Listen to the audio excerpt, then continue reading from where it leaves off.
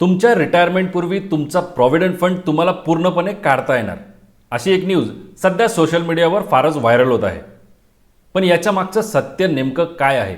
खरंच सरकार तसा विचार करत आहे का? आणि नसेल करत विचार तर प्रॉव्हिडंट फंड पूर्णपणे तुम्हाला केव्हा काढता येतो हे देखील जाणून घेणं तितकंच महत्त्वाचं आहे.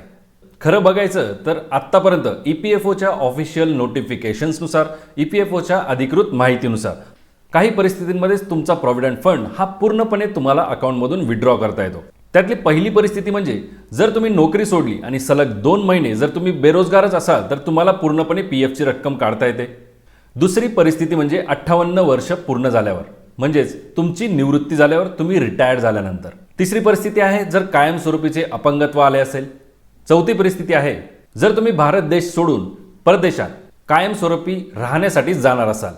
आणि पाचवी परिस्थिती म्हणजे जर EPFOच्या सदस्याचं निधन झालं असेल, त्याचा मृत्यू झाला असेल, तर ती रक्कम त्याच्या नॉमिनीला पूर्णपणे काढता येते. हे खरं आहे की 2018 मध्ये सरकारने एक बदल केला होता.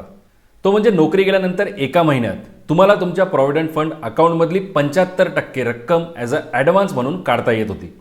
आणि उरलेली रक्कम म्हणजे 25% रक्कम जर तुम्ही आणखी 2 महिने बेरोजगार राहिलात तर ती देखील काढता येते.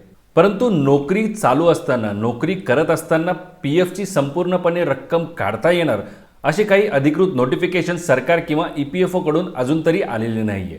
तसं कोणतंही ऑफिशियल डॉक्युमेंट अजून अवेलेबल नाहीये. म्हणून मित्रांनो, अशा प्रकारच्या काही ज्या न्यूज असतात त्यांच्यावर डायरेक्टली विश्वास ठेवू नका. तुम्ही EPFOची ऑफिशियल वेबसाईट चेक करू शकता. त्याचप्रमाणे कामगार मंत्रालय किंवा PIB यांच्या प्रेस रिलीज सुद्धा चेक करू शकतात.